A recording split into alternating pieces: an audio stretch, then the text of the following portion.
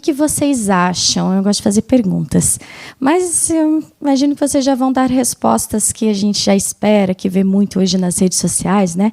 Sobre como que a ansiedade e cristianismo eles podem coexistir no mesmo espaço. E aí? O que vocês têm a dizer sobre isso? Ansiedade e cristianismo tem a ver? Como que a gente lida com as situações? Apesar de eu saber que vocês têm algumas respostas, algumas propostas, quando a gente para pensar mesmo, fica difícil, parece que linkar, né? Aquilo que Jesus disse, não andeis ansiosos por coisa alguma, com a caminhada cristã. Quem aqui já teve ansiedade? Quem aqui é cristão? Como que a gente responde tudo isso? Existe uma história muito interessante que eu ouvi há um tempo atrás, que fala de um homem que trabalhava numa empresa onde era como se fosse um frigorífico. Então, eles tinham vários espaços de geladeira gigantes, né? E ele trabalhava entrando em cada um desses espaços e fazendo a limpeza, fazendo a manutenção no que fosse preciso. Um dia, ele trabalhava no período da noite, né? E um determinado dia lá, no seu turno de trabalho, ele acabou entrando em uma dessas geladeiras para realizar ali o trabalho e tudo mais, só que nessa geladeira ele não ia limpar. Ele apenas ia monitorar para ver como é que estava a situação. A porta fechou, ele não conseguia mais abrir, e ele acabou entrando em um certo desespero ali. Só que, como ele trabalhava naquele momento, ele não estava sem contato, não sei se ele esqueceu o rádio, o que foi que aconteceu, que quando ele entrou na geladeira, ele não conseguiu contato com os de fora. Ele gritou, pediu ajuda, mas ninguém respondeu. No outro dia, pela manhã, os funcionários encontraram ele morto dentro da geladeira. Só que o que é interessante nessa história é que aquela geladeira não estava ligada. Ele não morreu congelado, apesar de quando foram encontrar ele estar morto. O que matou ele, na verdade, foi a parte emocional, que tem uma influência muito grande no nosso corpo físico. E ele morreu de ansioso. Ele morreu preocupado. Então, nós precisamos compreender que tem como separar. E eu sei que vocês trabalham aqui no meio cristão, então a gente sempre fala sobre os 8 remédios naturais, sobre cuidar da saúde. Como adventista do sétimo dia, a gente leva isso muito a sério, né? Os princípios de saúde. Tem como a gente separar a mente de corpo? De biológico, de físico? Tem como? Não.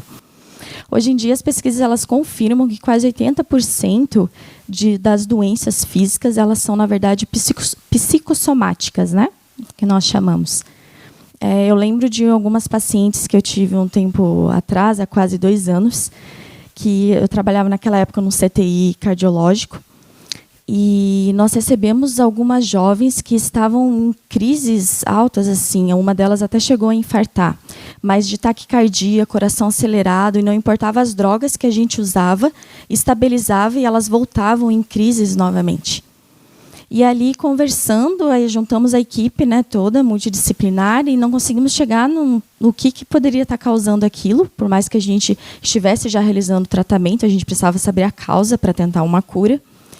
E aí, conversando, conseguimos entrar em contato com a família, conseguimos baixar um histórico e descobrimos que, na verdade, já existia um histórico naquela família de doenças, né, mentais, de alguns problemas mentais, e que aquelas meninas... elas eram amigas, né, mas elas tinham entrado em crises familiares e isso influenciou uma a outra e elas entraram em uma crise juntas de ansiedade bem forte. Então, quando nós compreendemos isso, a gente conseguiu trazer daí os outros profissionais corretos para conseguir lidar com a situação e estabilizar o quadro delas. Nós estamos nesse mundo onde a gente tem preocupações, não tem?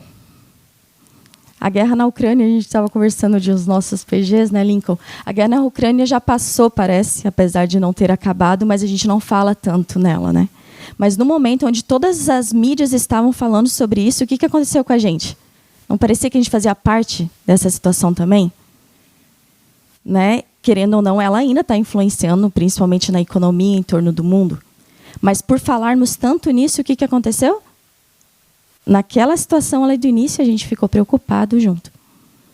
Então, não tem como a gente não estar à mercê dessas situações. Por isso que ansiedade e cristianismo, eles podem acontecer mesmo quando nós somos cristãos.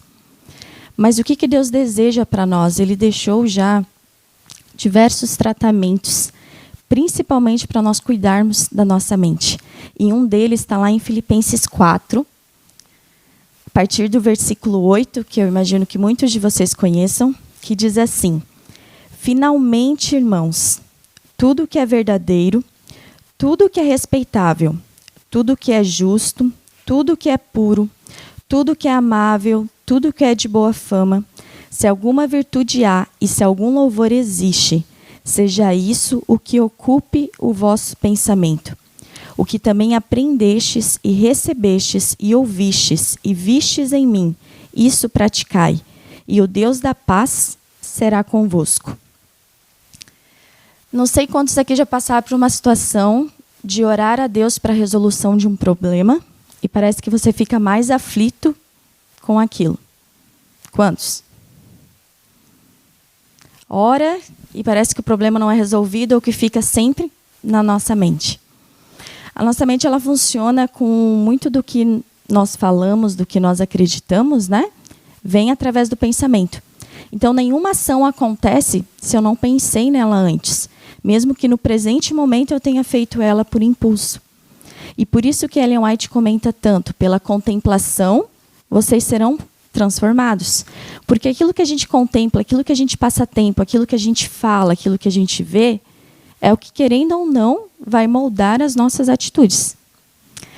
E quando Paulo lhe traz de que tudo que seja bom é o que ocupe os nossos pensamentos, ele está trazendo até uma dica de como nós orarmos também. Cristo falou o quê? Vinde a mim, todos que estáis cansados e sobrecarregados, e eu vos aliviarei. Lançai sobre mim, né, os seus fardos, vamos trocar eles e descansem. Quando aquela palavrinha lá no original, em grego no original, do lançar sobre ele esses fardos, na verdade, o mesmo verbo é usado quando você joga algum objeto, uma pedra, alguma coisa pesada. Quando eu jogo algo pesado, se alguém não jogar de volta, ele volta para mim? Não, não volta. Então, o que Cristo queria dizer ali? Lancem e deixem comigo. Esquece o problema. As nossas orações, o que a Bíblia também nos diz? Que antes mesmo da gente orar, Deus já está respondendo, não está? Ele já sabe. Mas ele também sabe a importância de conversar com ele como uma terapia, que é o que a gente faz quando a gente faz psicoterapia. Então, a conversa com Deus é como se fosse já uma terapia. Nós vamos conversando com ele. E ao conversar, a gente expõe um problema, chora, coloca tudo nas mãos dele, mas depois disso descansa. De que forma? Deus deixou várias promessas para nós. Então, listar várias promessas, versos bíblicos, lista. E depois de colocar o problema nas mãos dele, já começa a falar as promessas. O Senhor prometeu isso, então o Senhor vai cumprir. Depois comece a lembrar todos os milagres, todas as coisas maravilhosas que Deus já fez na nossa vida. E através disso, os pensamentos ruins, os pensamentos negativos, eles se transformam em pensamentos bons, porque a gente está meditando no poder de Deus. Qual que era a lição que a gente percebe toda vez que Moisés e que Josué iam ensinar o povo? O que eles falavam? Ensina os seus filhos as maravilhas que Deus fez, os mandamentos de Deus. Fala para os seus filhos, ensina.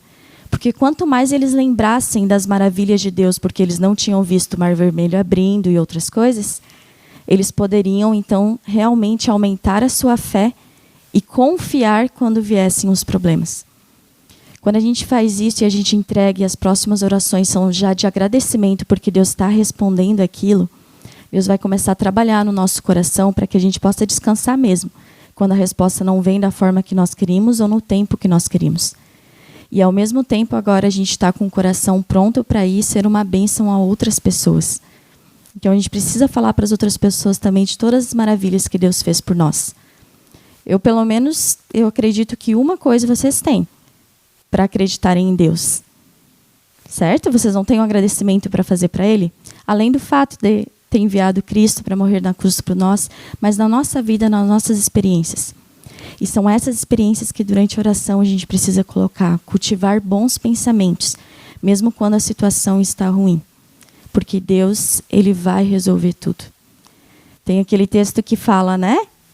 Quando Josafá estava preocupado, e Deus falou, senta, espera, que a batalha não é de vocês, a batalha é de quem? Dele. Então, se Deus nos chamou para ser cristãos, a gente pode confiar que nada, depois que a gente se torna cristão, tem a ver conosco na frente de batalha, mas sim com Deus. A nossa obrigação é desenvolver uma comunhão verdadeira com Ele. E aí casamentos são restaurados, relacionamentos são restaurados. Deus nos tira de situações ruins. Deus luta por nós e resolve os problemas. Tá certo? Nós podemos confiar nisso.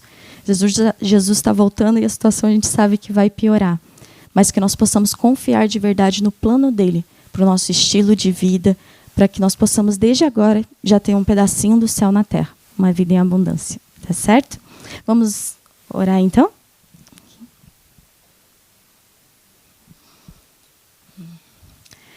Querido Deus, muito, muito obrigada, Senhor, pela oportunidade que temos de te conhecer.